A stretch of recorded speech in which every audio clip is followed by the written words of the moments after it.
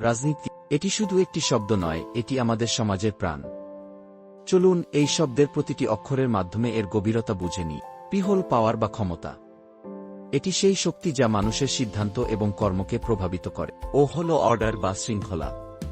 আইন এবং কাঠামো আমাদের সমাজকে স্থিতিশীল রাখে। এল হল লিডারশিপ বা নেতৃত্ব। একজন নেতা সমাজকে পথ দেখান এবং সিদ্ধান্ত নেন। আই হল আইডিওলজি বা আদর্শ। এটি সেই বিশ্বাস এবং নীতি যা আমাদের নীতিগুলিকে গঠন করে। টি হল ট্রান্সপারেন্সি বা স্বচ্ছতা। এটি শাসনে জবাবদিহিতা এবং খোলামেলার প্রতীক। আই হল ইনফ্লুয়েন্স বা প্রভাব।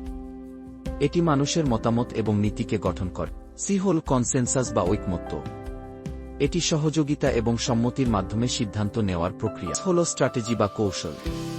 এটি সঠিক পরিকল্পনা এবং কার্যকরী বাস্তবায়নের মাধ্যম। রাজনীতি শুধু ক্ষমতার খেলা নয়, এটি একটি সমাজকে গঠন করার শিল্প।